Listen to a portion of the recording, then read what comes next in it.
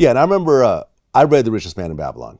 That was the one out of the three that I read. That's the only one you read? That's the only one out of the three that you mentioned that I read. I've read a lot of books in general. You're slipping. I'm slipping? Well, I'm going to read the other two.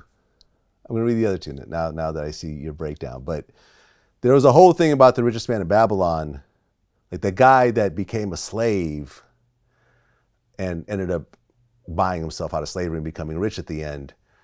Literally, he could have ran Babylon if he wanted to. Right.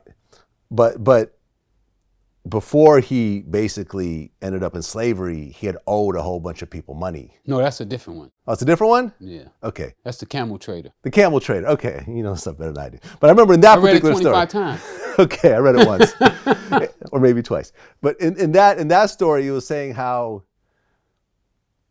when you owe a whole bunch of people money and have a bunch of debt, you're really a slave anyways. You're in a slave mentality. Well, most people are slaves anyway because they spend all the money that they make. Exactly. Every time they make money, they got to go, pay Michael Jordan. They got to pay the rent man, the car guy, everybody. He said, fool, you paying everybody but yourself. Exactly. So, yeah. But that's not the one that I like the best. My best story is the Luckiest Man in Babylon. Right. Next book, Think and Grow Rich. What is it about that book? Well, Think and Grow Rich, what he taught me is that you could think your way into a position, but the best part is the mastermind group. How you take yourself and you put these different people around you that do things that you're not good at. I was doing that already, when I was in the drug game. I was already putting around, but I didn't really understand how I could target people. Like right now, I target people.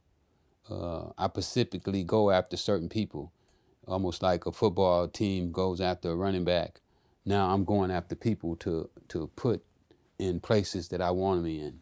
And I'm doing that consciously, more consciously than I was when I was in the drug business. So those are really the two key points that I learned. I also learned about the burning desire. A burning desire is what I had in the drug business, where I was willing to die or kill to continue to sell drugs. So that would be considered a burning desire, which Napoleon said you should never do either one of those. You shouldn't put your life or your freedom on the line, to be successful. Yeah. And that's what I was telling you about these other guys. Once they find out that if they put that same type of energy into these other businesses, that they're going to thrive. Oh, yeah. If you don't wake up in the morning and the first thing you do is think about your business and check to see what happened while you were asleep and strategize based on those moves, you're probably in the wrong business. You agree? I agree. Yeah. I dream about my business at night. Yeah. And the final book is As a Man Thinketh, which I've actually never heard of. No? No. Tell me what it is about that book. Well, that book taught me that my mind is a muscle, and that if I exercise it, that it would grow. Just like if I took a weight and started lifting my arm, my bicep would grow, where my muscle and my mind would grow, that our mind is a muscle, and that it's like a garden. And with a garden, if you don't clean it, weeds will overtake the garden, and you won't be able to get any fruit out of it, that it'll just produce weeds. He also taught me that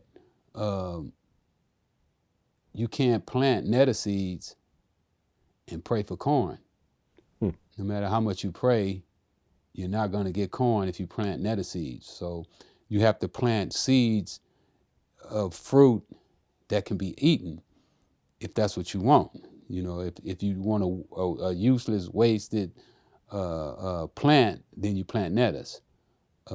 Most people don't know what nettles is, but I'm from the country, so I know. A nettle is a bush that if you touch it, it itches your hand like crazy, almost like poison ivy, so you don't want to have nothing to do with a nettle. I done been stung by a few. You got it. So I got that out of As a Man Think. That's just part of it. I also got he talks about a young boy being a slave. And even though he's a slave, he takes every waking moment and he's thinking about being free.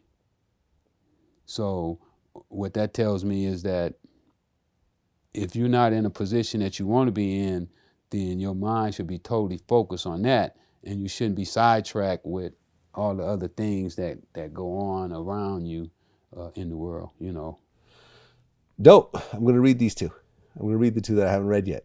And there'll be links below so the viewer can actually check them out too, as well as your book as well. Yeah. Well, my book is accumulation of all the books I read with my experiences. I was watching today a little bit of our interview, and I was telling you about how people are really slipping on my book. But one day, you know, it's going to sell like I won't be able to keep them, you know, once they see the moves that I've been able to make by using those principles. People are going to take their hat off and say, job well done. Great books. I read them both. Yeah, you read both of them? I read them both. Yeah. Thank you. Yeah.